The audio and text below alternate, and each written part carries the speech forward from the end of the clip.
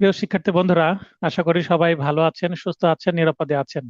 আজকে নতুন ব্যাচের দ্বিতীয় ক্লাস। আমরা তামাদি আইন পড়ছি। তামাদি আইনের আজকে আমরা টপিক 4 থেকে শুরু করছি। টপিক 4-এ আছে effect of fraud and other effects. তঞ্চকতা বা প্রতারণার ফলাফল কি হবে? কেউ যদি কারোর সাথে প্রতারণা করে এবং সেইটা যদি ফৌজদারি অপরাধ হয়, তাহলে তো পেনাল কোডে সেটার একটা প্রতিকার আছেই। কিন্তু যদি দেওয়ানি অপরাধ হয়, সেক্ষেত্রে দেওয়ানিতেও লিমিটেশন অ্যাক্ট অনুসারে আমরা কিছু সুযোগ সুবিধা পাবো মামলা করার তামাদির মেয়াদের ক্ষেত্রে। অর্থাৎ আমি জানতেই পারলাম না প্রতারণা করে একজন আমার বিরুদ্ধে একটা দলিল তৈরি করে রেখেছে, সেটা সম্পর্কে যদি আমি পরে জানতে চাই, আর এইটা দলিল তৈরি হয়েছে 20 বছর আগে, তাহলে আমি যেদিন জানতে পারবো সেদিন থেকেই তো আমাকে মামলা করার সুযোগ দেওয়া উচিত। দেখা যাচ্ছে যে কেউ গোপনে দলিল তৈরি করে রেখে দিল দীর্ঘদিন যাবত এবং বের করলো না, যখন তামাদির মেয়াদ শেষ হয়ে গেল তারপরে বের করলো। এরকম যদি পরিস্থিতি হয়, তাহলে আদালত এই তামাদি আইনের 18 ধারা অনুসারে বাদীকে কি দিবে? সুযোগ সুবিধা দিবে। কেননা এখানে বিবাদী বাদীর বিরুদ্ধে একটা দলিল তৈরি করে রেখেছে বা একটা কোনো কিছু করে রেখেছে যেটা তার বিরুদ্ধে যাচ্ছে এবং যা তামাদিতে আসলে বারিত হয়ে গেছে। তো 18 ধারা এসে তখন একটা সুবিধা দিবে কাকে? যিনি জানেননি। যেমন আমরা 6, 7, 8, 9, 10, এই যে লিগেলি ডিজেবল পার্সন যারা, তাদেরকে সুযোগ সুবিধা দেওয়া হচ্ছে। 6 ধারায় বলছে তামাদির মেয়াদ শুরুই হবে না। 8 ধারা বলছে যে শুরু না হলেও সর্বোচ্চ বাকি সময় বেশি থাকলে থাকলো, 3 বছরের বেশি থাকলে সেটাই হবে, যদি 3 বছরের কম হয় তাহলে সর্বোচ্চ 3 বছর সময় দেওয়া যাবে। 8 বছরের 8 ধারা বক্তব্য। এখন 18 ধারায় ঠিক এমন ধরনেরই কিছু সুযোগ সুবিধা দিচ্ছে যে ভিকটিম বা যার বিরুদ্ধে প্রতারণা হয়েছে তাকে। তো এইটা আমরা প্রশ্ন এখানে প্রবলেমেটিক প্রশ্ন এখানে আসতে পারে, যেটা আমি ফাইনাল টাচ নোটে রেখেছি। এখান থেকে বেশ কিছু প্রবলেমেটিক প্রশ্ন আমি তৈরি করেছি। তো এখানে আমরা জাস্ট একটা ব্রড কোশ্চেন পড়বো বা বর্ণনামূলক প্রশ্ন পড়বো। তঞ্চকতা বা প্রতারণা কি? তো তঞ্চকতা বা প্রতারণা কি, এটা এই আইনে নাই, আমরা পেনাল কোড থেকে এটা ধার করে নিব সংজ্ঞাটা। বাদী যদি তঞ্চকতার অভিযোগে মামলা দায়ের করে, তাহলে তামাদির মেয়াদ কোন তারিখ হতে গণনা করা হবে? অথবা প্রশ্নটা এভাবে আসতে পারে, কোন মোকদ্দমায় তামাদির সময় গণনায় প্রতারণার ফলাফল কি? মানে গণনার ক্ষেত্রে প্রতারণার ফলাফল প্লাস মাইনাস কোনো কিছু হবে কিনা, কোনো সুযোগ সুবিধা দেওয়া হবে কিনা, আইনের সংশ্লিষ্ট বিধান উল্লেখে আলোচনা করুন। এই হচ্ছে প্রশ্ন। তো অলরেডি যেটা আমি বলছিলাম যে তামাদিতে যদি বাড়িতে হয়েও যায়, তবু প্রতারণার যদি বিষয় থাকে তাহলে এক্সট্রা সুবিধা দেওয়া হবে। এটা হচ্ছে এই ধারার বক্তব্য। আরো দু একজন প্রবেশ করছেন।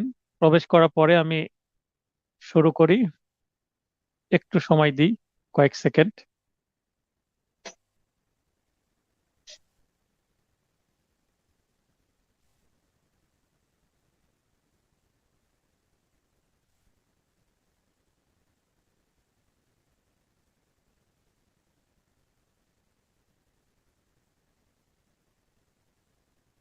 এই মুহূর্তে এক ভাই ভর্তি হলেন, ওনাকেও ক্লাসে অ্যাড করার চেষ্টা করছি। হ্যাঁ, উনি ক্লাসে অ্যাড হয়ে যাচ্ছেন। আচ্ছা, তাহলে আমরা চলে যাই আবার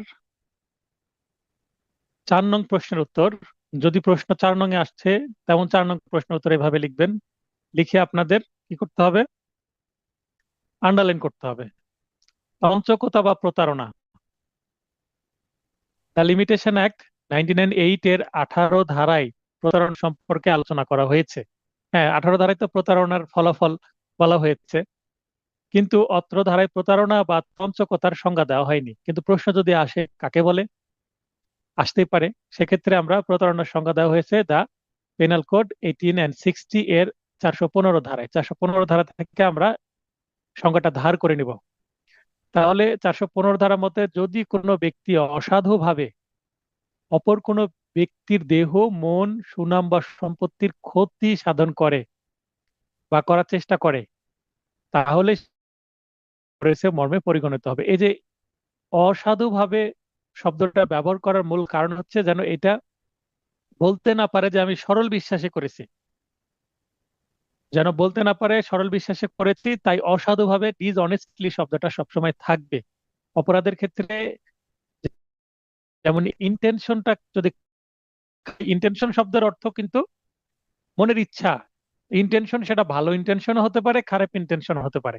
আপনারা খারাপ ইন্টেনশন বা ব্যাড ইন্টেনশনের আরেকটা নাম হচ্ছে ম্যালিস।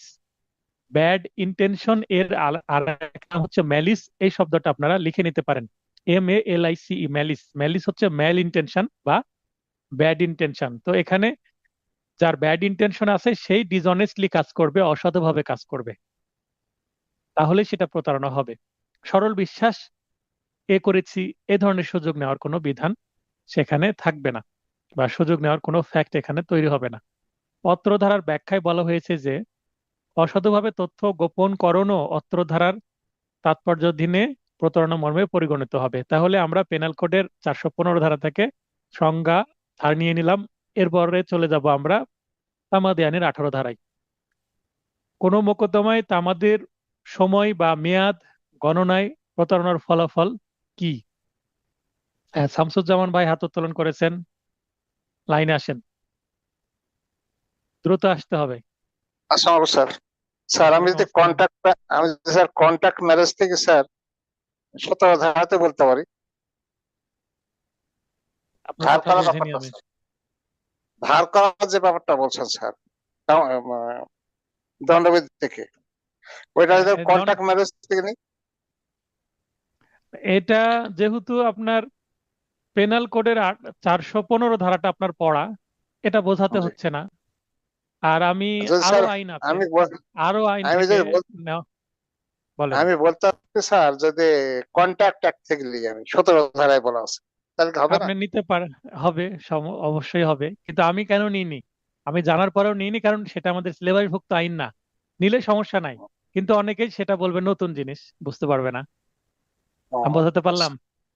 ঠিক আছে, ধন্যবাদ স্যার। আপনি স্মার্ট মানুষ, আপনি সেটা জানেন, অনেকের সেটা নাও জানতে পারে।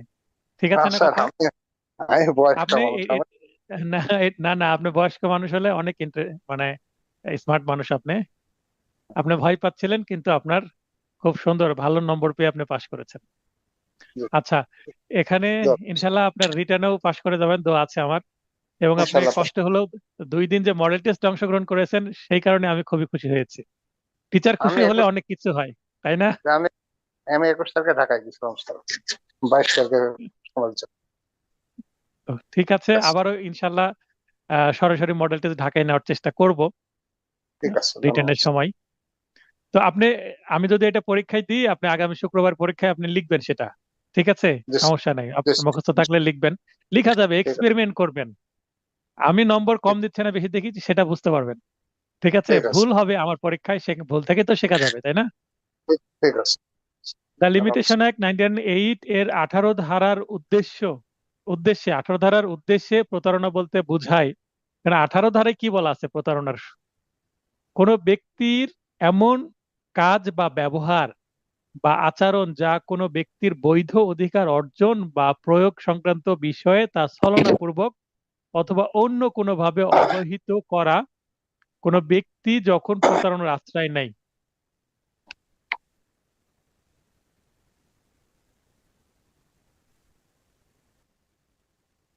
তখন বৈধ অধিকারের অধিকারী ব্যক্তির বিরুদ্ধে তামাদির মেয়াদ গণনা পিছিয়ে যায়। এই যে 18 ধারায় যতটুকু বলা আছে সেটাই সহজ ভাষায় বলার চেষ্টা করলাম। এটা হচ্ছে 18 ধারার মূল বক্তব্য। অর্থাৎ ওই ব্যক্তির কোনো অধিকার জন্মানোর সময় থেকে নয়, বরং ওই প্রতারণা সম্পর্কে যখন উক্ত ব্যক্তি অবহিত হন তখন থেকে তামাদির মেয়াদ গণনা আরম্ভ হয়। যেমন আমরা গত ক্লাসে দেখলাম যে নৌকার ভাড়া আদায়ের তামাদির মেয়াদ সেইটা 3 বছর। এখন কেউ এই ধরনের একটা জিনিস যে তামাদির মেয়াদ তাহলে গণনা শুরু কখন হবে? যখন নৌকার ভাড়াটা দিচ্ছে না, যেদিন নৌকার ভাড়াটা পাবে, দেনাটা শুরু হবে সেদিন থেকে। আবার এই ধরনের অনেক কিছু আছে, যেদিন থেকে তামাদির মেয়াদ গণনা শুরু হবে। আমরা কিন্তু যে 183টা অনুচ্ছেদ পড়েছি, সেখানে মেয়াদ উল্লেখ করা আছে, এবং মেয়াদের সাথে কিন্তু উল্লেখ করা আছে যে কবে থেকে তামাদের মেয়াদ শুরু হবে, যেটা আমরা খুব একটা এমসিকিউ বা এমসিকিউ পড়িনি যে তামাদির মেয়াদ কখন থেকে শুরু হবে। তো এটা মনে রাখার সহজ উপায় হচ্ছে যেদিন কজ অফ অ্যাকশন শুরু হবে। যে কোনো মামলার তামাদির মেয়াদ শুরু হয় cause of action. Cause of action মানে মামলা করার কারণ যখন উদ্ভব হয় সেদিন থেকেই তামাদির মেয়াদ গণনা শুরু হয়। তো আপনি বুঝতে পারবেন কখন থেকেই মামলা করার কারণ উদ্ভব হয়। ক্রিমিনাল মামলায় অধিকাংশ ক্ষেত্রে যেদিন ঘটনা ঘটলো সেদিন, অথবা লেনদেনের যদি বিষয় থাকে, তাহলে আমি টাকা চাইলাম, যেদিন টাকা দিতে অস্বীকার করলো যে টাকা দিব না, যা পারো তা করে নাও, অস্বীকার করার দিন থেকে মামলা করার কারণ উদ্ভব হয়। তো যেদিন থেকে মামলা করার কারণ উদ্ভব হলো বা অধিকার জন্মালো, সিভিলের ক্ষেত্রে অধিকার যেদিন জন্মায় সেদিন থেকেই তামাদির ঘড়ি চলতে শুরু করে। তো এখানে 20 বছর আগে একজন প্রতারণামূলক ভাবে একটা কিছু করে রাখছে, তো যেদিন অধিকার জন্মালো সেই 20 বছর আগে তো অধিকার জন্মেছে। কেউ যদি প্রতারণামূলক ভাবে একটা জাল বা আহ, ভুয়া একটা ফেব্রিকেটেড ডকুমেন্ট তৈরি করে রাখে ফরজারির মাধ্যমে, তাহলে সেটার বিরুদ্ধে তো ক্রিমিনাল কোর্টে যাওয়া যাবেই, সিভিল কোর্টেও কিন্তু যাওয়া যাবে সেটা বাতিলের জন্য বা অন্যান্য যে রেমেডি আছে সেগুলো নেওয়ার জন্য। তাহলে এখানে 18 ধারা বলছে যেদিন জানতে পারবে সেদিন থেকেই তামাদির মেয়াদ আরম্ভ হবে। এটি 18 ধারার মূল কথা। 18 ধারায় তামাদির মেয়াদ গণনার সময় নিচে লিখিত বিষয়গুলো প্রযোজ্য হবে। তাহলে ওপরে একটু সূচনামূলক ভাবে উপস্থাপন করলাম, এবার টু দা পয়েন্ট আইনে যেটা আছে সেটা দুইটা পয়েন্টে তুলে ধরবো। যখন কোনো ব্যক্তিকে তার মোকদ্দমা বা আবেদন দায়ের সম্পর্কিত অধিকার বা সত্ত্বের অধিকার সম্পর্কে প্রতারণা করে অবহিত করা হয় না, মানে প্রতারণা করেছে বলে জানতে পারলো না, তখন তামাদের মেয়াদ আরম্ভ হবে ওই সময় থেকে যে সময় থেকে ওই ব্যক্তি তার এরূপ অধিকার সম্পর্কে অবগত হবে। এই ভাষাটা যদি আপনার কাছে জটিল মনে হয় আপনি নিজের ভাষায় লিখেন। যে কোনো ব্যক্তির অধিকার সম্পর্কে যদি প্রতারণা করে থাকে অপর কোনো ব্যক্তি, তাহলে যে ব্যক্তি ক্ষতিগ্রস্ত হলো সেই ব্যক্তি যেদিন প্রতারণা সম্পর্কে জানতে পারবেন সেদিন থেকেই তার তামাদির মেয়াদ গণনা আরম্ভ হবে। এটা হচ্ছে মূল বক্তব্য। স্ক্রিনে আঁকানো থেকে দয়া করে বিরত থাকবেন। এরপর 2 নম্বর পয়েন্ট, কোনো ব্যক্তির কোনো সত্ত্ব বা অধিকার প্রতিষ্ঠার লক্ষ্যে যখন কোনো দলিলের প্রয়োজন হয়, তখন কোনো ব্যক্তি যদি প্রতারণামূলক ওই দলিল তার কাছ থেকে গোপন রাখে, তাহলে এর আগে জাস্ট প্রতারণা আছে, আর এবার প্রতারণার সাথে দলিল অ্যাড হলো, তার মানে দুইটা বিষয়, একটা দলিল ছাড়া প্রতারণা, এবার হচ্ছে দলিল সহ প্রতারণা। দলিল ছাড়া প্রতারণা হলে ওপরের পয়েন্ট, আর দলিল ব্যতীত প্রতারণা হলে নিচে, সরি, দলিল ব্যতীত বা দলিল ছাড়া প্রতারণা হলে 1 নম্বর পয়েন্ট, আর দলিল থাকে যদি প্রতারণার মধ্যে তাহলে 2 নম্বর পয়েন্ট। তখন তামাদি আরম্ভ হবে সে সময় থেকে যে সময় থেকে এরূপ দলিল ওই ব্যক্তি উপস্থাপন করতে সমর্থ হবে, অর্থাৎ দলিলটা হাতে পাবে এবং আদালতে সাবমিট করার জন্য সে পাবে বা সমর্থ হবে। তো এটাই হচ্ছে 18 ধারার মূল বক্তব্য। এরপরে এই প্রশ্নটা যদি একটু বেশি নম্বরের জন্য আসে, মনে করেন এই প্রশ্নটা যদি 5 নম্বরের জন্য আসে এতটুকু এনাফ, 6 নম্বরের জন্য আসলে এনাফ। এই প্রশ্নটা যদি 10 নম্বরের জন্য চলে আসে তাহলে কি করব? তাহলে এতটুকু তো এনাফ না 10 নম্বরের জন্য, তখন আপনাকে অবশ্যই সহযোগিতা নিতে হবে কেস লয়ের। যখন আপনি আইনের মধ্যে যথেষ্ট তথ্য পাচ্ছেন তখন আর কেস লয়ে যাওয়ার দরকার নাই। 5 7 নম্বরের মানে 5 নম্বর 6 নম্বরের জন্য আসলে উপরেরটুকু এনাফ। কিন্তু যদি 10 নম্বরের জন্য আসে, 8 নম্বরের জন্য আসে, 9 নম্বরের জন্য আসে, তাহলে ডেফিনেটলি আপনাকে কেস ল দিতে হবে, নাহলে নম্বর কম পাবেন। কেস ল আবুল খায়ের মিয়া ভার্সেস আব্দুল লতিফ সরকার। কেস ল আপনি শুধুমাত্র এই অংশটুকু লিখতে পারেন, অর্থাৎ বাদী বিবাদীর নাম, অথবা আপনি 32 DLR এডি মানে অ্যাপিলেট ডিভিশন 167, 167 পেজ, হয় আপনি হলুদ অংশ লিখবেন অথবা সবুজ অংশ লিখবেন। কেস ল লেখার 3টা নিয়ম আছে। হলুদ অংশ লিখলেও কেস ল লেখা হয়ে যাবে, আর এই মুহূর্তে আমি যেটা সবুজ অংশ হাইলাইট করলাম, অর্থাৎ কত নম্বর রেকর্ডস বা ডিএলআর এ আছে। হলুদ অংশ লিখলেও হবে, সবুজ অংশ লিখলেও হবে, অথবা দুইটাও আপনি লিখতে পারেন। হলুদ সবুজ দুইটাও যদি লিখেন যেভাবে আছে নোটে তাহলে সবচেয়ে বেস্ট হয়। কিন্তু শুধু হলুদ অংশ যদি পার্টিদের নাম মনে রাখতে পারেন দ্যাটস অল। আবার কত ডিএলআর এ আছে বা কোথায় আছে সেটা উল্লেখ করতে পারলেও হবে। কেস রেফারেন্স দুই ভাবে লেখা যায়, অথবা দুইটার কম্বিনেশনও লেখা যায়, তিন ভাবে। এই মামলার সিদ্ধান্ত মতে, অর্থাৎ রায়ে যেটা আসছে, প্রতারণার অজুহাত যথেষ্ট বলে প্রমাণিত হবে না। তাকে প্রমাণ করতে হবে যে সমস্ত রকমের প্রচেষ্টা সে গ্রহণ করেছে, কিন্তু বিরুদ্ধ পক্ষ বা এরূপ মামলার স্বার্থ সংশ্লিষ্ট পক্ষের প্রতারণামূলক কাজ বা ব্যবহারের ফলে সে তার সত্য বা অধিকার সম্পর্কে জানতে পারেনি। অর্থাৎ আমি জানতে পেরেছি অল্প অল্প, কিন্তু আমি ভালোভাবে জানার চেষ্টা করিনি, তাহলে কিন্তু 18 ধারায় সুযোগ নিতে পারবো না।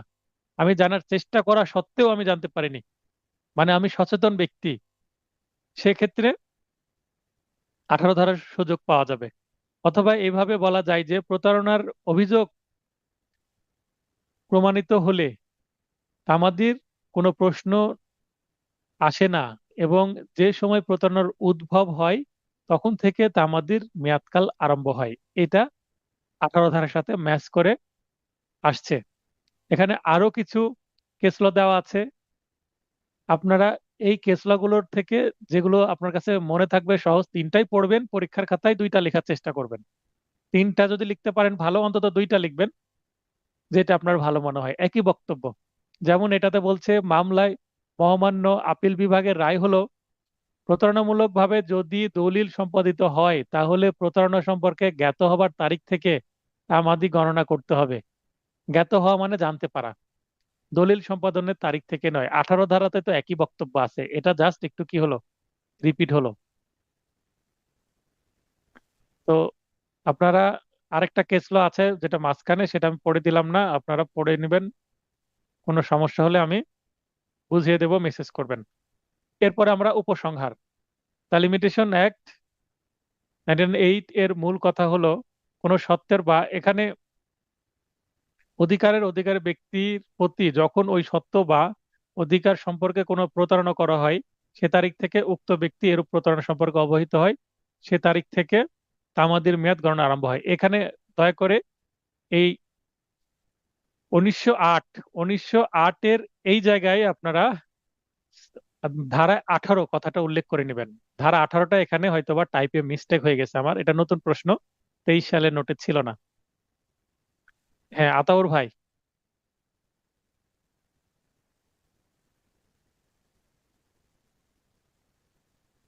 আতাউর ভাই, তাড়াতাড়ি লাইনে আসতে হবে।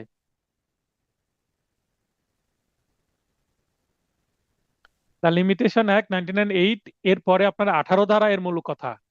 18 ধারা কথাটা এখানে মিস হয়ে গেছে, এটা ঠিক করে নেবেন।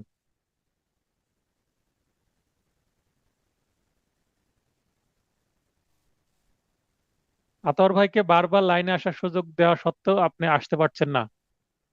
ক্লাসটা এগিয়ে নিলাম। এরপরে topic 5, adverse possession and acquisition of press right of easement. এই যে দুইটা বিষয়, অ্যাডভার্স পজেশন বা বিরুদ্ধ দখল এবং সুখাধিকার অর্জন, এই দুইটাই কিন্তু দখল বলে কোনো সম্পত্তি অর্জন। কেউ যদি কারো সম্পত্তি 12 বছর ধরে জোর করে ভোগ দখল করে, তাহলে 28 ধারা বলছে সেই সম্পত্তির মালিক হয়ে যাবে। মিরাজুল ভাই বলতে চান, মিরাজুল ভাইকে আমি লাইনে আসার সুযোগ করে দিই।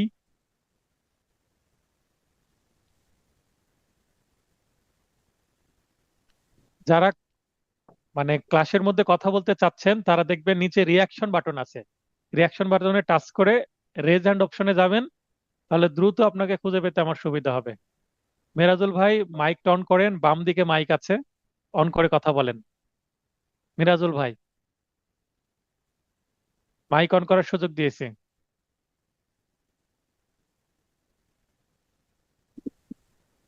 আসসালামু আলাইকুম স্যার, শুনতে হ্যাঁ, পাচ্ছেন আমাকে? হ্যাঁ, ওয়ালাইকুম আসসালাম, শুনতে পাচ্ছি, বলেন ভাই। স্যার, আমি প্রতারণার বিষয়ে মানে আমি এভাবে আমার আমার যেটা কনসেপ্টটা আছে বা আমার যেটা আমার মতো করে আছে সেটা স্যার এভাবে বলতে চাই যে বলেন। 1908 সালের তামাদি আইনের 18 ধারা বিধান অনুসারে হচ্ছে যে যে ক্ষেত্রে বাদীকে কোনো যে ক্ষেত্রে প্রবঞ্চনামূলক কাজের দ্বারা বাদীকে তার অধিকার সম্পর্কে অজ্ঞতায় রাখা হয়, সেক্ষেত্রে প্রতারণা বিষয়ে বাদী যেদিন প্রথম যেদিন জানতে পারবে, সেদিন থেকে তার তামাদি মামলা দায়ের করা তামাদির মেয়াদ শুরু হবে। আমি কি এভাবে লিখতে পারি কথাটা? অবশ্যই ফাইন, আরো সুন্দর হয়েছে, আমার থেকে ভালো হয়েছে। না না না স্যার, স্যার আমি তো না স্যার না না, আমি ডেফিনেটলি না। সবার উদ্দেশ্যে এখানে আমরা- আমি আমি এটা এই কারণে বলছি, কারণ আমি যে নোটটা দিয়েছি এটা ভিডিও আকারে আসছে। এই ভিডিও দেখবে 2000 জন, আর তারপর নোট নিবে আরো 500 জন। কিন্তু আপনি যেটা বললেন সেটা আপনার নিজের, তাহলে নিজের সৃজনশীল যেটা লিখবেন সেটা ডেফিনেটলি ভালো, সেখানে নম্বর বেশি আসবে। মানে নিজের ভাষা প্রয়োগ করলে নম্বর বেশি আসবে। তো এটা না ঠিক স্যার, আছে। আপনি সেক্ষেত্রে স্যার আমি আপনি সেক্ষেত্রে এখানে আপনারা ট্রাই করবেন আমি যে জি স্যার। ক্লাস টেস্ট নিব, ক্লাস টেস্টে নিজের আর স্যার আপনার সৃজনশীলতাকে মাধ্যমে প্রকাশ আমরা করার যারা খাতায়। জি বলেন। বলছি যে ক্লাস টেস্টে যে পরীক্ষা নিব, পরীক্ষার খাতায় সৃজনশীলতা দেখাবেন। আমার ভালো লাগলে নম্বর বাড়িয়ে দিব, আমার ভালো না লাগলে নম্বর কমিয়ে দিব, তখন বুঝতে পারলেন যে না সৃজনশীলতা স্যার, এখানে আমার কাজে লাগছে কিনা। ঠিক আছে না? স্যার আর আপনার কাছে হলো জি স্যার, আর হলো আপনার কাছে যে মানে আপনার কাছে অ্যাডভাইসটা চাচ্ছি, আর আপনার মাধ্যমে আমরা এই গ্রুপে যারা যোগ আছি একসাথে, যারা আমরা কোচিং এ আপনার আপনার অ্যাডভাইসের জন্য, আপনার দিক নির্দেশনার জন্য যারা যাদের সাথে যোগ হয়েছি, হ্যাঁ, তাদের সবাইকে সালাম জানাচ্ছি, শুভেচ্ছা জানাচ্ছি, সবার জন্য শুভকামনা। ঠিক আছে স্যার। হ্যাঁ। আচ্ছা, মিরাজুল ভাই উনি আজকে প্রথম ক্লাস করছেন। আর আর জি স্যার, শুরু সবাই, করেন, আমি শেষ। আচ্ছা ঠিক আছে, আপনার প্রবলেম হলে, আপনার আমার যেহেতু নয়েজ হচ্ছে না, নেটওয়ার্ক আপনার একটু ডিস্টার্ব হচ্ছে আমার। হ্যাঁ, সামান্য হচ্ছে, যেহেতু আপনার নয়েজ হচ্ছে না, একটু মাইকটা দূরে রেখে সামান্য আপনি মাইকটা অন রাখতে পারেন। সমস্যা নেই, আপনি লাইনে থাকেন, প্রবলেম হলে কথা বলবেন। জি স্যার, আমার নেটওয়ার্ক এই সামান্য আপনার নেট স্লো জি যাচ্ছে, আমি বুঝতে পারছি। তো ঠিক আছে, এরপরে টপিক 5, আমি যেটা বলছিলাম, জি অ্যাডভার্স স্যার। পজিশন 28 ধারায় আছে। বলা হচ্ছে যে কেউ যদি জোর করে 12 বছর অন্যের সম্পত্তি দখল করে, যে দখল করবে সেই সম্পত্তির মালিক হয়ে যাবে, যেটাকে দখল বলে, মালিকানা, সত্ত্ব অর্জন বলা হয়। এটা একটা। আর 2 নম্বর পয়েন্ট হচ্ছে সুখাধিকার বা ইজমেন্ট রাইট। এটাও কেউ যদি 20 বছর কারো সম্পত্তি ভোগ দখল করে, তাহলে ওই সম্পত্তিটার চলার অধিকার, পথের অধিকার, পানির জলের বিভিন্ন অধিকার তৈরি হয়। আপনারা এমসিকিউ এ সেটা ভালোভাবে জানেন। তো এইটা রিটেন ফরম্যাটে কিভাবে আসলে কি করবেন এক। আর এই দুইটাকে একসঙ্গে, যেহেতু দখল বলে সম্পত্তি অর্জন, আপনারা এখানে ফাঁকা জায়গায় কোথাও নোট নেবেন যে এই দুইটাকে একসঙ্গে আবার বলা হয় প্রেসক্রিপশন। যেমন সুখাধিকার অর্জনের পাশে ফাঁকা জায়গা আছে, আপনারা লিখলেন প্রেসক্রিপশন। যেমন ডাক্তারের প্রেসক্রিপশন থাকে, তেমনি এই দুইটাকে একসঙ্গে বলে প্রেসক্রিপশন। প্রেসক্রিপশন শব্দের অর্থ হচ্ছে দখল বলে সম্পত্তি অর্জন। তো তামাদি আইনে দুইভাবে প্রেসক্রিপশন আছে, এই অ্যাডভার্স পজিশন এবং একুইজিশন। যদি প্রশ্ন আসে প্রেসক্রিপশন কাকে বলে, তামাদি আইন অনুসারে প্রেসক্রিপশন অর্জনের ওয়ে গুলো বা পদ্ধতিগুলো আলোচনা করুন, তাহলে আপনাকে দুইটা আলোচনা করতে হবে। তাই এই দুইটাকে কম্বাইন অবস্থায় প্রেসক্রিপশন বলা হয়। এটা আমার ফাইনাল টাস্ক নোটে থাকবে, মেবি এমসিকিউ ফাইনাল টাস্ক নোটে প্রেসক্রিপশন শব্দটা ছিল। এবার আমরা ইজমেন্ট রাইটকে বর্ত সত্ত্ব বা ইজমেন্ট বলে। বর্ত সত্ত্ব এটাও আরেকটা নাম। তো বর্ত সত্ত্ব বা ব্যবহার সত্ত্ব বা সুখাধিকার অনেকগুলো নাম আছে, জলাধিকার, পদাধিকার, ইংরেজি একটাই, ইজমেন্ট রাইট। তা লিমিটেশন অ্যাক্ট এর 2-5 উপধারা 5-এ এই ধারার বিধান মতে ব্যবহার সত্ত্ব, বর্ত সত্ত্ব, সুখাধিকার বলতে বোঝায়, এখানে কিন্তু সংজ্ঞা দেওয়া আছে 2-5-এ, কোনো চুক্তিকে বোঝায় না। এখানে জাস্ট বলা আছে যে কোনো চুক্তিকে বোঝায় না, এতটুকুই দেওয়া আছে। তাহলে আমরা কোথায় পাবো? আবার অত্র আইনের 26 ধারার বিধান মতে, 26 ধারায় কি আছে আমরা সেটা দেখে নিই। কোনো দালানে আলো বা বাতাস প্রবেশ এবং পথ, জলস্রোত বা পানির ব্যবহার বা যে কোনো সুবিধা যা ইতিবাচক বা নেতিবাচক উভয় প্রকার হতে পারে। ইতিবাচক বলতে যেটা আপনার দরকার, আপনার বাড়ির পাশে একজন বহুতল ভবন নির্মাণ করছে খুব কাছাকাছি, তাহলে আপনি এতদিন কি পাচ্ছিলেন? পূর্ব দিকের আলো পাচ্ছিলেন, বাতাস পাচ্ছিলেন, কিন্তু খুব কাছাকাছি বাসা নির্মাণ করার কারণে আপনার আলো বাতাস আসতে ব্যাহত হবে, আপনার বসবাসে কি অসুবিধা হবে। তো যেন এত কাছে না আসে, এতদিন আপনি আলো বাতাস ভোগ করছেন, তাহলে আপনার খুব কাছাকাছি এসে বাসা করা যাবে না। এটা একটা বিষয়। এটা হচ্ছে ইতিবাচক সুখাধিকার, মানে আমি আলো বাতাস চাই। আরেকটা যদি বলি, আপনি এক জায়গায় বসবাস বসবাস করছেন দীর্ঘদিন, হঠাৎ সেখানে একটা খুব কাছাকাছি কি করলো, একটা কারখানা করলো। কারখানা করার কারণে অনেক বিকট শব্দ হয়, সেখানে পানি দূষিত হয়, বায়ু দূষিত হয়। তো এগুলো আপনি চান না। তো এটা হচ্ছে নেতিবাচক, তার মানে ইনজাংশন দিয়ে সেটা বন্ধ করতে পারবেন, কারণ 20 বছর ধরে শান্তপূর্ণভাবে বিকট শব্দ ছাড়া, পানি দূষণ ছাড়া, বায়ু দূষণ ছাড়া বসবাস করছেন, হঠাৎ এগুলো শুরু হলো, তাহলে এটাকে নেগেটিভ বা নেতিবাচক ইজমেন্ট বলা হয়। আমি খারাপ কিছু চাই না, আবার ভালো কিছু চাই, ইতিবাচকটা চাই, নেতিবাচকটা চাই না, দুইটাই কি ইজমেন্ট রাইট। এই মোকদ্দমা দায়েরের অব্যবহৃত পূর্ববর্তী 2 বছরের মধ্যে সমাপ্ত একটানা 20 বছর সময়ব্যাপী মালিকের জ্ঞাতসারে, মালিক জানবে যে আমার সম্পত্তি মানুষ যাচ্ছে, আমি ভালো মানুষ, ওই যে কি বলে হাজী মোহাম্মদ মহসিনের মতন অনেক সম্পত্তি আছে, মানুষ চলাফেরা করুক, সমস্যা কি। কিন্তু অনুমতি ছাড়া চলাফেরা করছে, জানে মালিক, কিন্তু মালিক অনুমতি দেয়নি আপনারা চলাফেরা করেন বিনা বাধায়, এবং কখনো বাধাও দেয়নি মালিক, প্রকাশ্যে। এবং মানুষ চলাফেরা করবে তো প্রকাশ্যে, গোপনে তো আর যাবে না একটা পথ দিয়ে চলাফেরা করলে। ও শান্তিপূর্ণ ভাবে, এবং চলাফেরা করায় যেহেতু কোনো বাধা আসেনি, শান্তিপূর্ণ ভাবে তো চলাফেরা করবে। ভোগকৃত সম্পত্তি সুখাধিকারে পরিণত হবে, অর্থাৎ 20 বছর যদি এভাবে কেউ চলাচল করে, আর 20 বছর পূর্ণ হওয়ার পরে 2 বছরের মধ্যে সময় থাকে, তো এই যে 2 বছরের কথা বলা আছে না, এই 2 বছর হচ্ছে যার সম্পত্তি, সে 2 বছরের মধ্যে মামলা করে এই সুখাধিকারকে আটকাতে পারবে, অর্থাৎ নিজের সম্পত্তিকে ইজমেন্ট রাইটে পরিণত হওয়াতে আটকাতে পারবে। তাহলে এখানে এই যে 2 বছর, এটা হচ্ছে তামাদির মেয়াদ। কিসের তামাদির মেয়াদ? ইজমেন্ট রাইটটা আটকানোর 2 বছর হচ্ছে মেয়াদ। বাদী যিনি সম্পত্তির মালিক, তিনি মামলা করে ইজমেন্ট রাইটটাকে আটকাতে পারবে। 2 বছর পার হয়ে গেলে তিনি আর মামলা করেও লাভ হবে না, ইজমেন্ট রাইটে পরিণত হয়ে যাবে। আর এই যে টানা 20 বছর, এই টানা 20 বছরটা হচ্ছে এলাকাবাসী যারা পথ ব্যবহার করছে তাদের জন্য 20 বছর ব্যবহার করতে হবে। তাহলে এই 20 বছরটা হচ্ছে ব্যবহারের সময়, আর এই 2 বছরটা হচ্ছে বাদী ইজমেন্ট রাইটটাকে আটকানোর জন্য 2 বছরের মধ্যে মামলা করতে হবে। এটা হচ্ছে তামাদির মেয়াদ। প্রয়োজনে নিজ দিয়ে 2 বছরের নিজ দিয়ে লিখে লিখে ফেলতে পারেন যে সম্পত্তির মালিকের মামলা করার তামাদির মেয়াদ।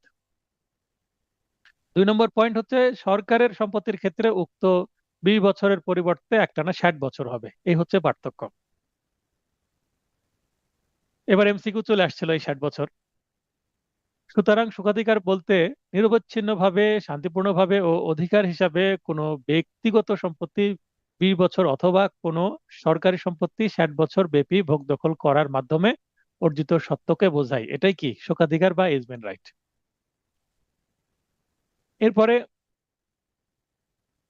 আমি এখানে আরো দেওয়ার চেষ্টা করছি ইজমেন্ট রাইট, যদি 2 নম্বরের প্রশ্ন আসে তাহলে এতটুকু এনাফ।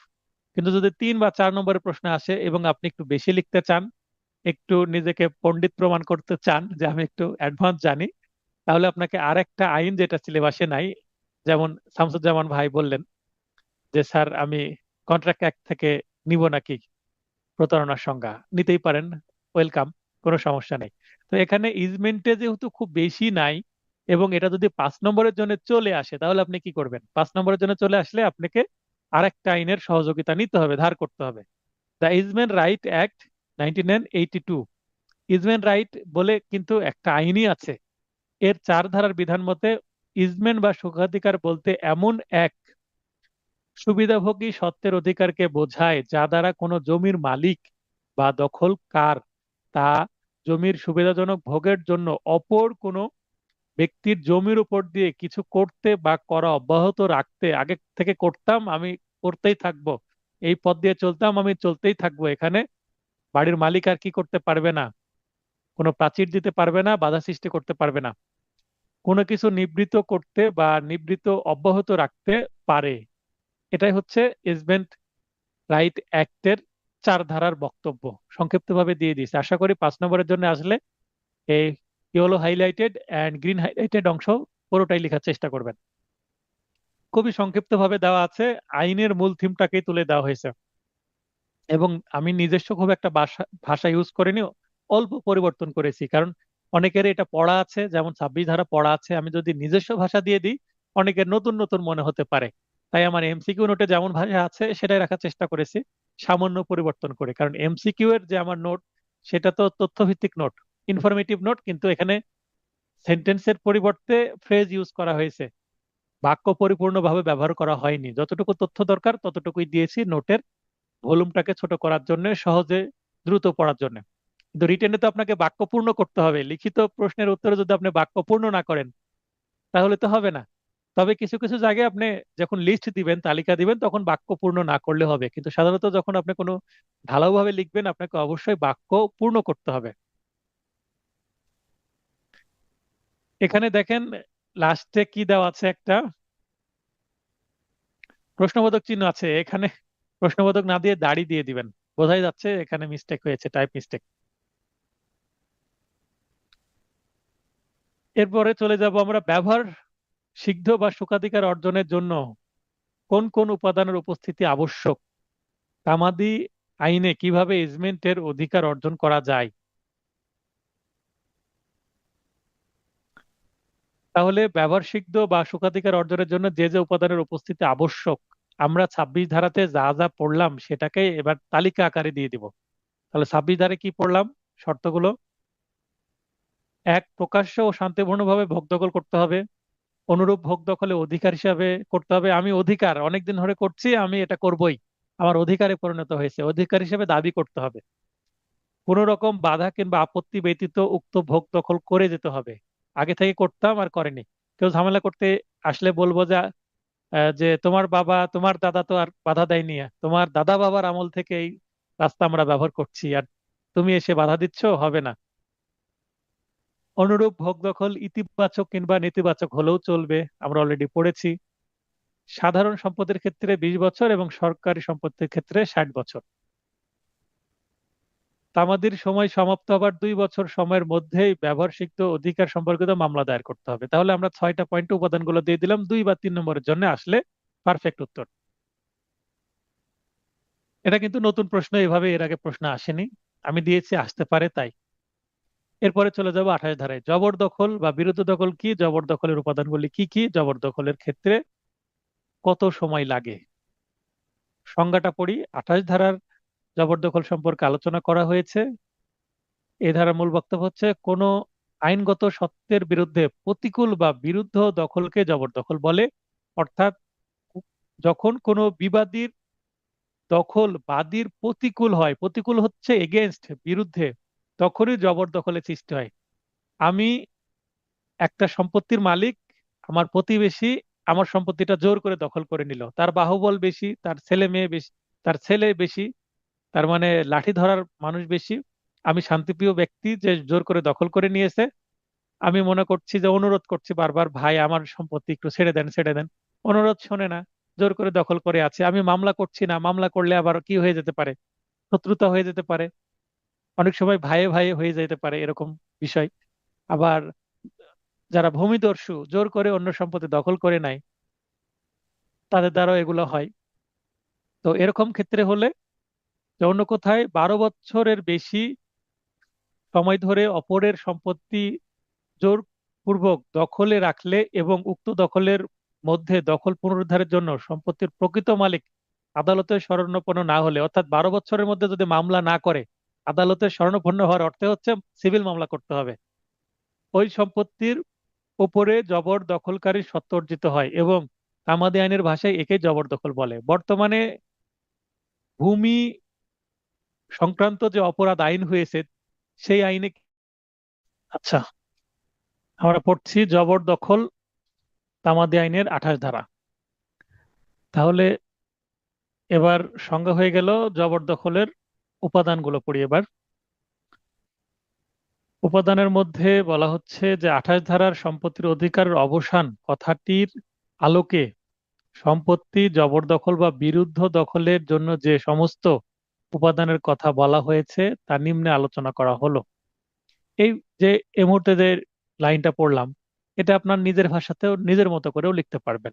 এইটা আমরা high school, college, university, law college যাই যেখানে পড়েছেন বিগত সালে, এই ধরনের ল্যাঙ্গুয়েজ মানে সূচনামূলক একটা বাক্য, সেটা সবাই জানি, এটা নিজের ভাষায় দিয়ে দিবেন। তবে হ্যাঁ, কোন আইনের কত ধারায় সেটা উল্লেখ করতেই হবে, উল্লেখ না করলে কি হবে, নম্বর কমে যাবে। আর উল্লেখ করলেন কিন্তু এখানে 28 ধারার পরিবর্তে যদি 29 ধারা দিয়ে দেন, 28 ধারার পরিবর্তে যদি 26 ধারা দিয়ে দেন, তাহলে কিন্তু হিতে বিপরীত হবে। অর্থাৎ আপনি যদি 28 ধারা ভুলে যান, যে সঠিক ধারাটা ভুলে গেলে আপনি ধারাটা লিখলেন না, না লিখেই আপনি শুধু আইনের নাম লিখলেন, তাহলেও হবে, কিন্তু নম্বর কম পাবেন। আর যদি ভুল ধারা লিখেন তাহলে নম্বর অনেক কমে যাবে। মনে করেন 5-এর মধ্যে আপনি ধারা না উল্লেখ করলে হয়তোবা 2 পেতেন, আর ধারা উল্লেখ করলেন, ভুল উত্তর দিলেন, তাহলে 5-এর মধ্যে আপনাকে আরো কমিয়ে 1 দিয়ে দিবে। আর সঠিক ধারা লিখে 5-এর মধ্যে বর্ণনামূলক প্রশ্নে 4 পাওয়া সম্ভব। আবার একটু লেখা ভালো হলো, ধারা দেননি, 5-এর মধ্যে 3 পাওয়াও সম্ভব। জবরদখলকারীকে প্রকৃতপক্ষে জমিতে দখলদার থাকতে হবে, অর্থাৎ সেই দখলে আছে, মালিক না, জবরদখলকারী দখলে আছে। জবরদখলকারীর দখল নাই অথচ খতিয়ানে তার নামে দখল লেখা আছে, এরূপ কাগজে দখলের কোনো কাজ হবে না, অর্থাৎ প্রকৃতপক্ষে সে সুযোগ নিতে পারবে না। সম্পত্তির দখল নিরবচ্ছিন্ন, প্রকাশ্য এবং প্রকৃত মালিক সহ অন্যান্য সকলের বিরুদ্ধে হতে হবে। এখানে নিরবিচ্ছিন্ন বলতে 12 বছরের মধ্যে আপনি টানা 10 বছর ভোগ করলেন, মাঝখানে 1 বছর আপনার ভোগ দখলে ছিল না, অন্য কেউ দখল করে নিয়েছে, তারপরে আপনি 1 বছর পরে আবার 2 বছর ভোগ দখল করলেন, তাহলে হবে হবে না, মানে এক টানা হতে হবে 12 বছর। এটাকে বলা হচ্ছে নিরবচ্ছিন্ন, বিরতি ছাড়া। এজন্য এ জাতীয় দখলের অপর নাম হচ্ছে বিরোধ দখল জনিত সত্ত্ব।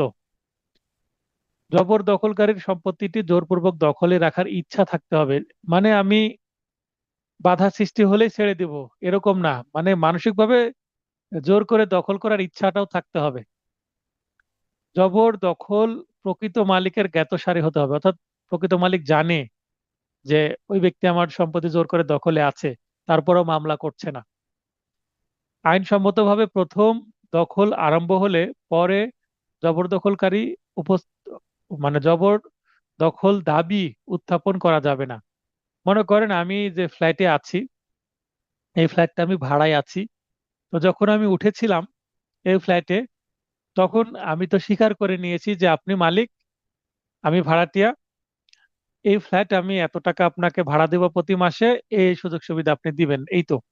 তাহলে প্রথমত আমি কি করলাম, মালিক হিসেবে মেনে নিলাম এবং আমি দখলে চলে গেলাম। এখন যদি আমি টানা এই ফ্ল্যাটে 12 বছরের বেশি সময় থাকি, তাহলে কি আমি দাবি করতে পারবো যে এটা আমি জবরদখল মূল্যে মালিক হয়ে গেছি? কারণ আমি তো অনুমতি নিয়ে উঠেছি। এই ক্ষেত্রে কিন্তু আবার আরেকটা আইন চলে আসবে, সেটা সাক্ষ্য আইনের কত ধারা, কে বলতে পারবেন? এই যে আইনসম্মতভাবে প্রথম দখল আরম্ভ হলে পরে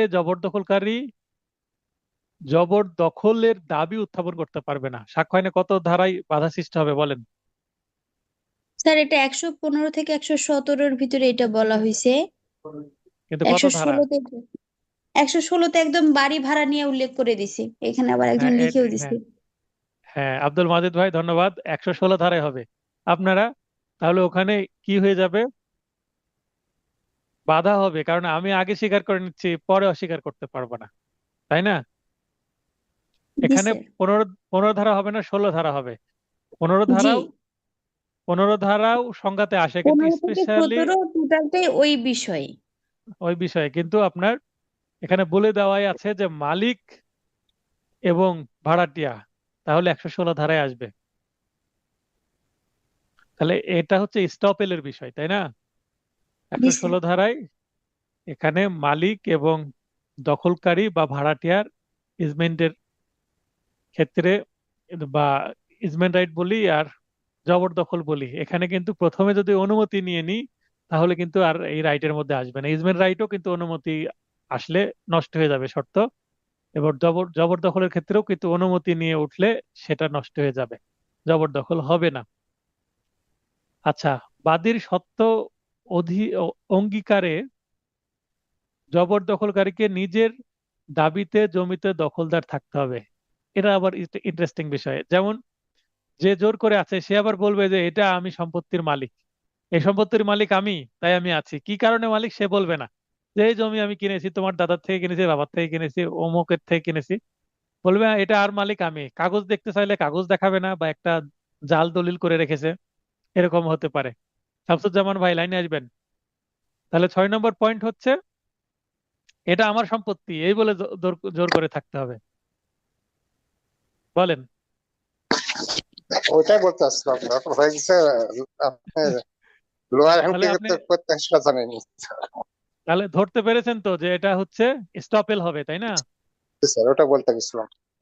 আচ্ছা, তাহলে আরেকটা আইনের সাথে কানেক্ট করে যদি প্রশ্ন আসে, যেমন আমরা এবার এমসিকিউ কিন্তু এসআর অ্যাক্টের মধ্যে এরকম আসছিল, অন্য আইনের সাথে কানেক্ট করে প্রশ্ন আসছে, আপনারা আশা করি ধরতে পেরেছেন। তো রিটেনেও এরকম কানেক্ট করে প্রশ্ন আসতে পারে। ঠিক আছে, যদি এইভাবে আসে, এই ইজমেন রাইট বা আপনার অ্যাডভার্স পজিশন অর্থাৎ প্রেসক্রিপশনের সাথে যদি এখানে স্টপেল ঢুকিয়ে দেয়, যে একটা প্রবলেমেটিক প্রশ্ন দিয়ে দিল, আশা করি আপনার উত্তর করবেন। আমি দেওয়ার চেষ্টা করব ক্লাস টেস্টে, এবং ফাইনাল টাস্ক নোটে তো এই ধরনের অনেক প্রশ্ন দিয়ে আমি ভরিয়ে দিয়েছি। আপনারা যে ঈদের আগেই পাবেন ফাইনাল টাস্ক নোট। তাহলে ঈদের যে এক সপ্তাহ হোক 2-3 দিন যে ছুটি রাখবো, এক সপ্তাহ মেবি ছুটি রাখবো না ঈদের মধ্যে, আহ অল্পই সময় ছুটি রাখবো। তারপরে আপনাদের সাথে পরামর্শক্রমে ছুটি রাখবো, এবং দেখবেন যে এই রুটিনের শেষে তারিখটা উল্লেখ নাই, অর্থাৎ সিপিসি যে ক্লাস টেস্ট, সেটা মেবি ঈদের পরেও হতে পারে, ঈদের আগেও হতে পারে। আপনারা চাইলে ঈদের একদিন আগে যদি পরীক্ষা দিতে চান, আমার সমস্যা নেই। আর যদি বলেন যে স্যার ঈদের পরে পরীক্ষা নেন, তাহলে ঈদের পরে হবে। ওই কারণে তারিখটা আমি লিখে রাখছি ডিক্লার্ড লেটার, পরে ঘোষণা দেওয়া হবে তারিখ। এটা একটা স্মার্ট ডিসিশন, ঠিক আছে না শামসুজ্জামান ভাই?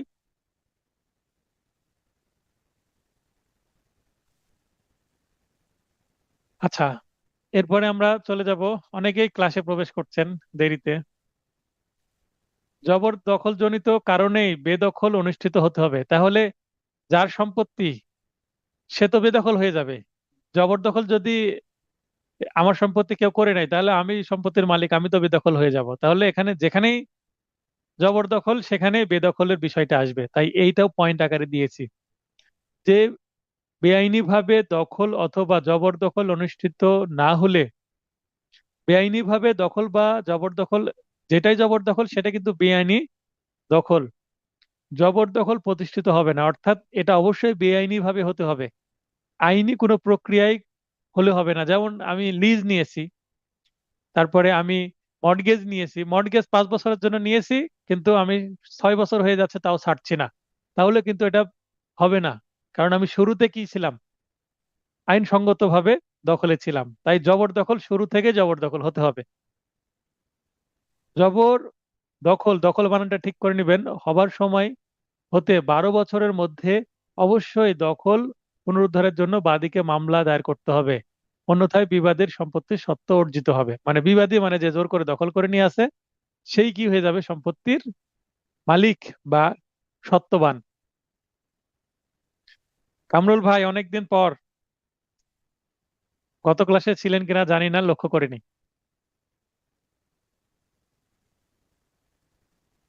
লাইনে আসবেন ভাই তাড়াতাড়ি, আপনি তো পুরাতন স্টুডেন্ট।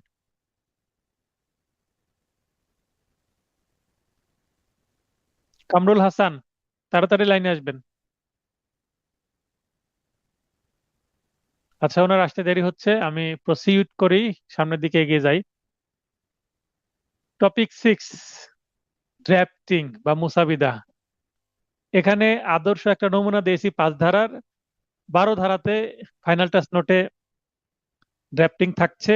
আরো অন্য কোনো আইন থেকে, মানে অন্য কোনো সেকশন থেকে ড্রাফটিং দেওয়া যায় কিনা তা আমাদের আইনের। তো এখানে অবশ্যই ড্রাফটিং 5 ধারাতে এখানে পাচ্ছেন আপনারা সেকশনে, এবং আমি 14 ধারাতে একটা ড্রাফটিং থাকবে আমার ফাইনাল টাচ নোটে, এবং আসতেও পারে আপনাদের ফাইনাল পরীক্ষায়। তো আমি একটা সিচুয়েশন দিয়ে দিয়েছি, সেটার উপরে কি করতে হবে, মুসাবিদা করতে হবে। একটি মোকদ্দমা চূড়ান্ত শুনানির জন্য 6/6/2022 তারিখ দিন ধার্য ছিল। এই তারিখটা পরীক্ষার খাতা, এই প্রশ্নটা যদি আসে, তারিখ নিশ্চয়ই চেঞ্জ হয়ে আপডেট হতে পারে। উক্ত তারিখে পক্ষগণ গড় হাজির থাকায়, পক্ষগণ মানে বাদী বিবাদী উভয় পক্ষই গড় হাজির। গড় হাজির শব্দের অর্থ কি, হাজিরই হয়নি, অনুপস্থিত, অ্যাবসেন্ট। মোকদ্দমাটি খারিজ মূলে ডিসমিস হয়। বাদী খারিজ আদেশ রদরহিত করার জন্য আপনার নিকট আসেন, কিন্তু আপনি দেখেন যে উক্ত দরখাস্ত দায়ের করার সময়সীমা ইতিমধ্যে অতিক্রান্ত হয়ে গেছে। তার মানে 1 মাসের মধ্যে আসতে হতো, 30 দিনের মধ্যে 30 দিন পার হয়ে গেছে। তামাদি আইনের 5 ধারা মোতাবেক মেয়াদ বৃদ্ধি, এটাকে আবার তামাজি মার্জনা, এটাকে আবার বিলম্ব মওকুফ বিভিন্ন নাম দেওয়া হয়েছে। কন্ডোলেশন অফ ডিলে, এর জন্য একটি দরখাস্ত মুসাবিদা করুন। মুসাবিদা শব্দের অর্থ হচ্ছে ড্রাফট বা রচনা করুন, লিখুন। তাহলে এখানে দরখাস্তর ইংরেজি কি? পিটিশন। পিটিশন লিখতে হবে। পিটিশনে কি থাকে? পিটিশনে সত্য পাঠ থাকে না হলফনামা থাকে? কে বলতে পারবেন? নোট দেখবেন না নিচের দিকে, না দেখে বলেন পিটিশনে কি থাকে, হলফনামা না সত্য পাঠ? হ্যাঁ, ওবায়দুর রহমান বলেন।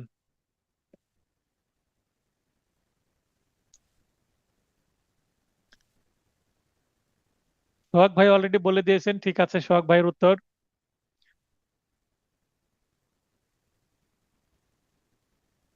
হলফনামার আরো একটা ইংরেজি আছে, হলফনামার ইংলিশ এফিডেভিট, ঘোষণাপত্র।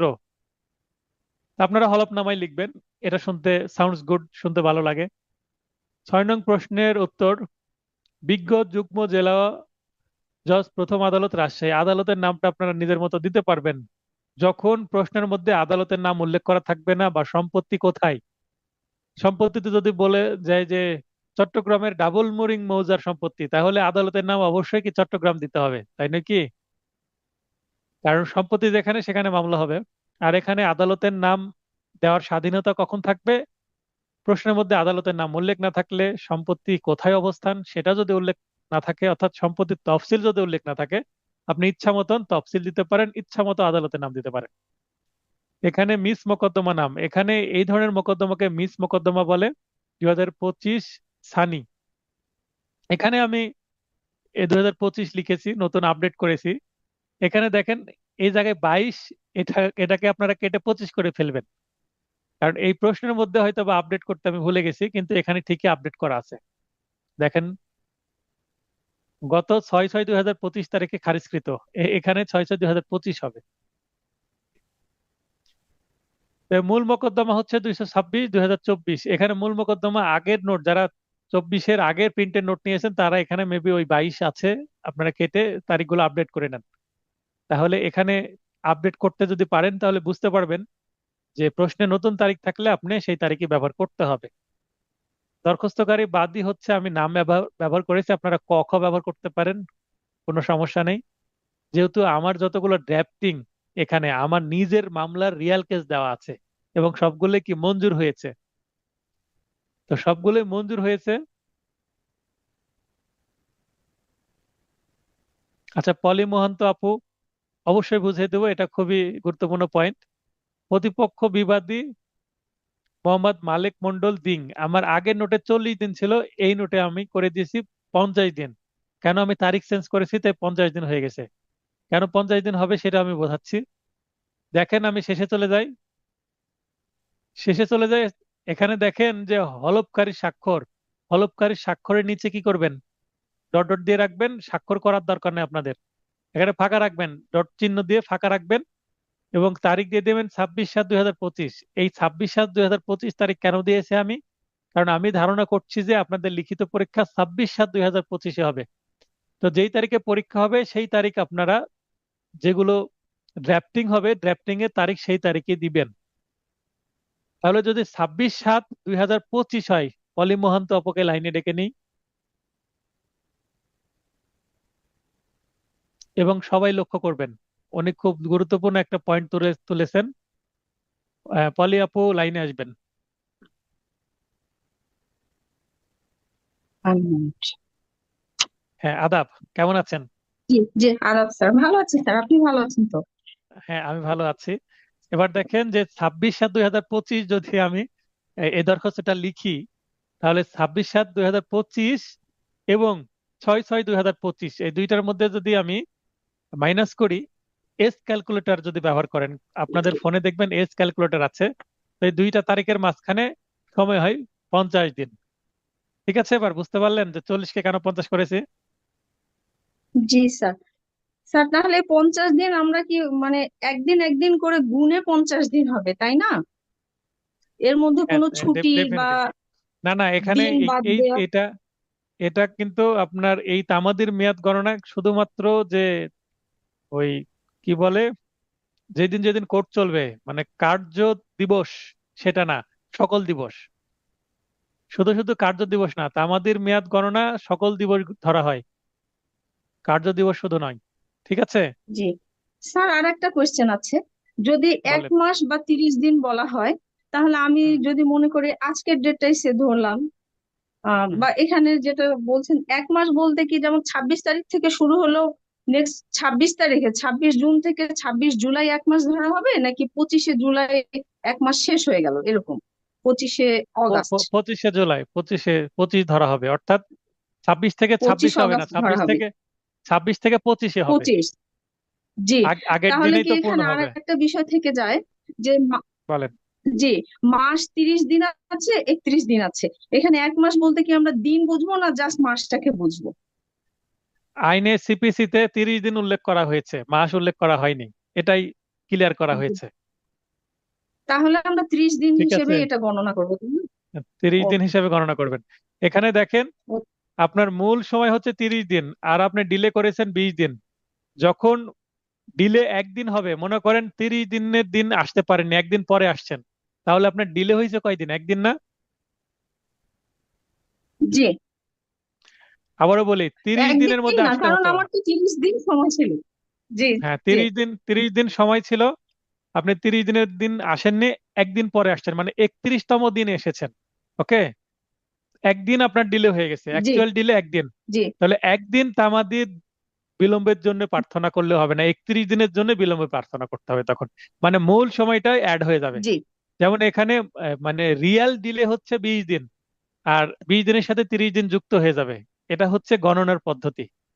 ঠিক আছে, ঠিক আছে। সবাইকে আমি জি। বলছি, এটা ক্লিয়ার হলো কিনা? কারো যদি ক্লিয়ার না হয় বলবেন। মনে করেন 30 দিনের মধ্যে একটা মামলার আপিল করতে হবে, 30 দিনের মধ্যে না এসে 32 দিনের দিন আসছে, তাহলে 2 দিন অ্যাকচুয়াল ডিলে, কিন্তু 32 দিনই লিখতে হবে।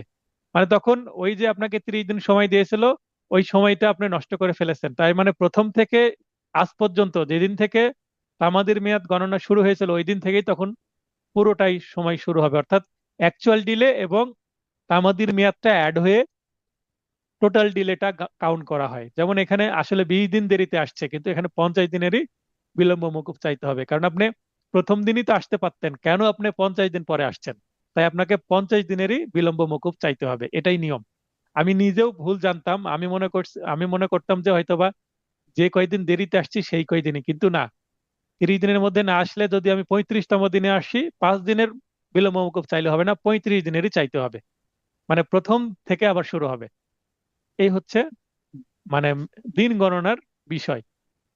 আর এই তারিখের কারণে যারা নতুন নোট আছে তাদের কাছে এই যে 85 আছে, কিন্তু যারা পুরাতন নোট, অর্থাৎ 1 বছর আগের প্রিন্ট 24 সালের নোট, তারা এই তারিখগুলো আপডেট করে নেবেন। এই মামলা নাম্বারের এখানে 22 করে দিবেন, এই তারিখটা আপডেট করবেন এবং এখানে 50 দিন করবেন এবং লাস্টে তারিখগুলো আপডেট করে নেবেন, কেটে লিখে নেন। দরখাস্তকারী পক্ষে বিনীত নিবেদন, এই যে এভাবে শুরু করবেন। এরপরে মামলার ফ্যাক্ট, দরখাস্তকারী বাদী পক্ষ এত নং অপ্র মোকদ্দমাটি এসআর অ্যাক্টের 9 ধারায় বিজ্ঞ আদালতে দায়ের করেন। আমি কোন ধারায় মামলা হয়েছে একটু বর্ণনা দিলাম, এই লাইনটা দেওয়াও জরুরি না, কিন্তু দিলে ভালো। বাদীপক্ষ অত্যন্ত সতর্কতার সাথে মামলাটি পরিচালনা করতে আসছিলেন, এই লাইনটা দেওয়া জরুরি, কারণ আমি সতর্কভাবে মামলা করছিলাম ইওর অনার, এই একটা দিনই ভুল হয়ে গেছে। আর যদি আমি বলি, এ কথাটা দেওয়ার অর্থ যে আমি কি সরল বিশ্বাসে আমার ভুলটা হয়েছে, আমি সতর্ক ব্যক্তি, আমার মামলা পরিচালনায় কি নাই, গাফিলতি নাই। কারণ গাফিলতি থাকলে কিন্তু 5 ধারায় বিলম্ব মওকুফ হয় না। প্রতিটি ধার্য তারিখে হাজিরা প্রদান সহ যথাযথ পদক্ষেপ গ্রহণ করতেন কে? বাদীপক্ষ। বিগত 6/6/2025 তারিখ উপরোক্ত মোকদ্দমাটি চূড়ান্ত শুনানির জন্য দিন ধার্য ছিল, অর্থাৎ পিএইচ এ সাক্ষীর জন্য ছিল। বিজ্ঞ বাদী আদালতে আসার পথে রাস্তায় দুর্ঘটনার শিকার হয়ে গুরুতর আহত হওয়ার কারণে উক্ত তারিখে বিজ্ঞ আদালতে শুনানির জন্য উপস্থিত হতে পারেননি। বাস্তবে এই মামলায় আমাকে কি করতে হয়েছিল? সে যে অ্যাক্সিডেন্ট হয়েছিল, কয়েকদিন হাসপাতালে ছিল, সেই কাগজপত্র এই দরখাস্তের সাথে অ্যাটাচ করতে হয়েছিল আদালতকে কনভিন্স করার জন্য।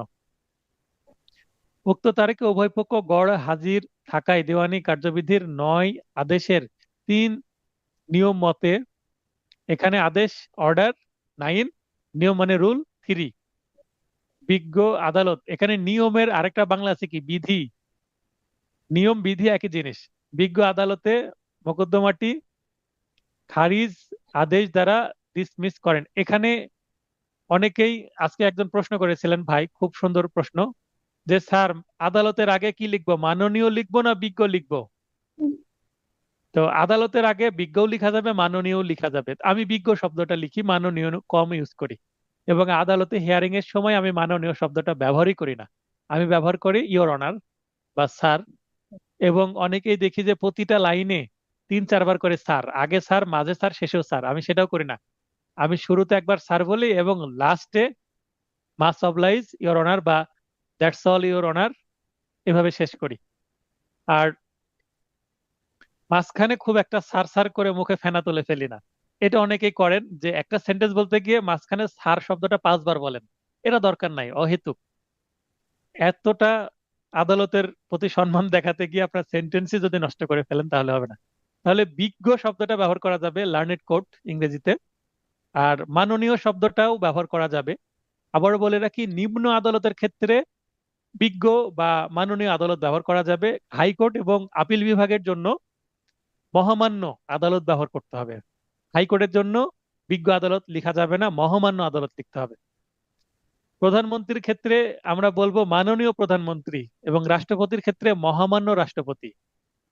ভাইভাতে প্রশ্ন করে, আমি এটা কিন্তু ভাইবার ক্লাস হয়ে গেল একটু। ভাইভাতে প্রশ্ন করে বাংলাদেশের প্রধানমন্ত্রীর নাম কি, যখন প্রধানমন্ত্রী ছিলেন তখন। আবার প্রশ্ন করে বাংলাদেশের রাষ্ট্রপতির নাম কি। আসলে রাষ্ট্রপতি এবং প্রধানমন্ত্রীর নাম সবাই জানে। জিজ্ঞাসা করা কেন করা হয়? জিজ্ঞাসা করার কারণ হচ্ছে আপনি আগে মাননীয় এবং মহামান্য সঠিকভাবে ব্যবহার করতে পারছেন কিনা। মাননীয় এবং মহামান্য শব্দটা ব্যবহার করতে না পারলে প্রশ্নের নম্বর কি ভুল, এবং নম্বর দেওয়া হবে না। 25-এ পাস, 50-এর মধ্যে ভাইভাতে। তো এই যে আমি ভাইবার কথা বললাম, সঙ্গে সঙ্গে নোট নিয়ে নেন, এখানেই নোটের মধ্যেই নোট নিয়ে নেন ভাইবা বলে। দরখাস্তকারী বাদী দীর্ঘদিন চিকিৎসা শেষে কিছুটা সুস্থ হয়ে মোকদ্দমার বিষয়ে খোঁজ নিয়ে জানতে পারেন যে মোকদ্দমাটি খারিজ মূলে ডিসমিস হয়ে গেছে। ডিসমিস মানে খারিজ। তারপরে আমরা এইভাবে বলি, ডিসমিস শব্দটা শুনতে সাউন্ডস গুড, ভালো লাগে। যেহেতু উক্ত খারিজ আদেশের 30 দিনের মধ্যে বাদী চিকিৎসাধীন অবস্থায় হাসপাতালে ভর্তি ছিলেন, ফলে খারিজ আদেশ রহিতকরণের দরখাস্ত দাখিলের নির্ধারিত তামাদির মেয়াদ 30 দিন ইতোমধ্যেই অতিবাহিত হয়ে যায়। চিকিৎসাধীন ছিল, বাদী আসেনি। বাদী না আসলে তো আর আইনজীবী নিজে থেকে দরখাস্ত করতে পারবে না, কারণ হলফনামায় সই করবে কে? হলফনামায় তো সই করা লাগবে বাদীকে। এছাড়াও পুরোপুরি সুস্থ হয়ে উক্ত আদেশের বিরুদ্ধে প্রতিকার প্রার্থনার জন্য প্রয়োজনীয় ব্যবস্থা গ্রহণ করতে আরো 10 দিন বিলম্ব হয়। ফলে অত্র দরখাস্তের মাধ্যমে বাদীপক্ষ খারিজ আদেশটি রহিতকরণের দরখাস্ত দাখিলের জন্য সর্বমোট 50 দিনের বিলম্ব মওকুফের বিনীত প্রার্থনা করছেন। 5 ধারায় বিলম্ব মওকুফ চাইতে হলে প্রতিটা দিনের জন্য আপনাকে কি করতে হবে, ব্যাখ্যা দিতে হবে। তাই আমি এখানে 30 দিন, 10 দিন, এইভাবে সর্বমোট 50 দিন আমি উল্লেখ করে করে দিয়েছি। এমত অবস্থায় উক্ত 50 দিনের বিলম্ব মওকুফ করা একান্ত আবশ্যক। এই লাইনটা অবশ্যই দিতে হবে, একান্ত আবশ্যক। আবশ্যক না হলে আপনি চাইবেন কেন, আর আদালত দিবেই বা কেন? অন্যথায় দরখাস্তকারী বাদীপক্ষের অধিকার খর্বিত হবে এবং অপূরণীয় ক্ষতি সাধিত হবে। তাহলে আমি এই লাইনটাও দিয়ে দিই, আমার বাস্তবেও এইভাবে আমি লিখি। সিভিল ক্রিমিনাল উভয় মামলায় আবশ্যক এবং ক্ষতি সাধিত হবে, অপূরণীয়।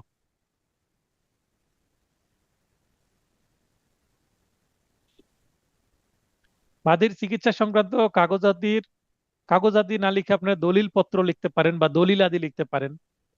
ফটোকপি অত্র দরখাস্তের সাথে সংযুক্ত করা হয়েছে, যেটা আমি বললাম একটু আগে যে আমি আসলে দিয়েছিলাম।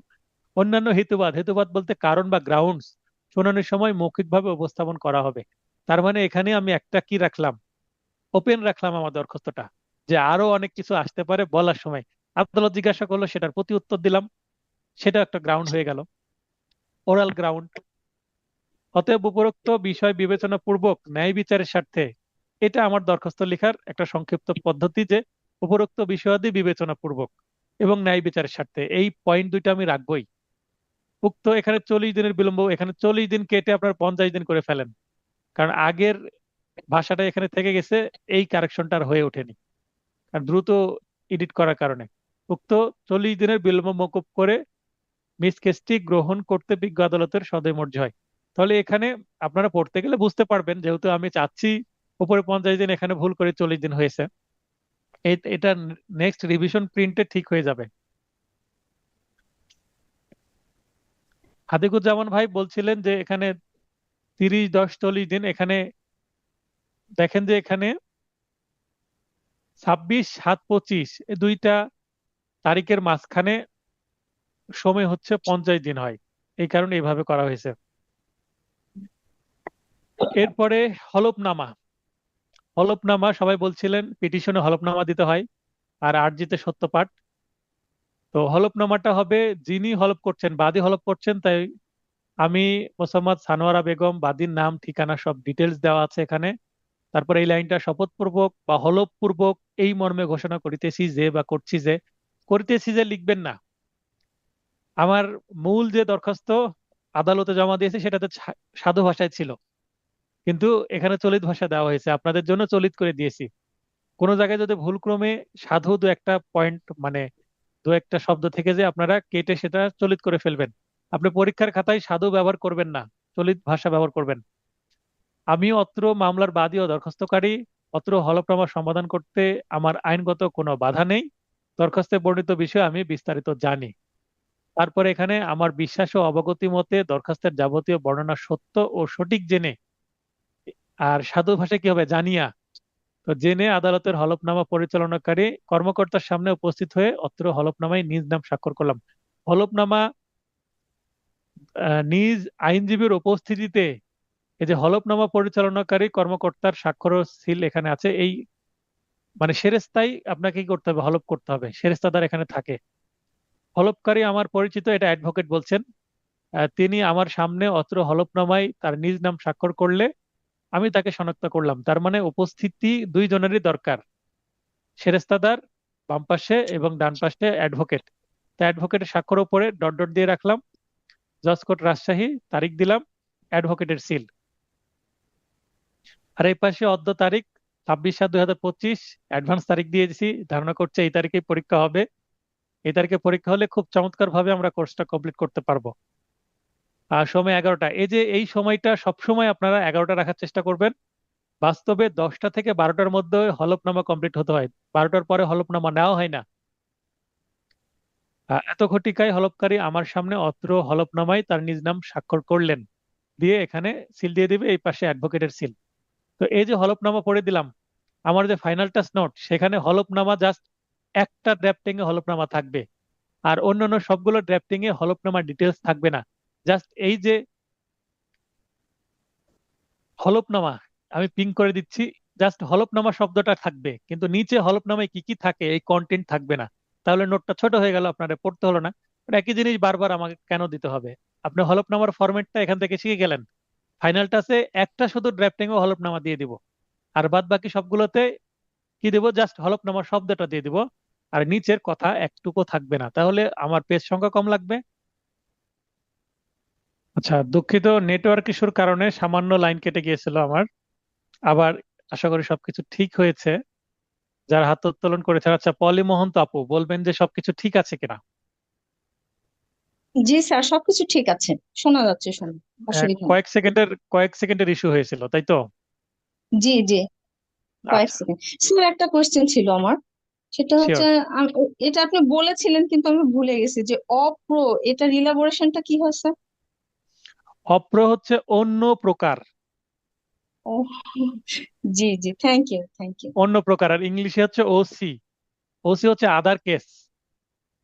জি, আল্লাহ হাফেজ, ওকে। ঠিক আছে।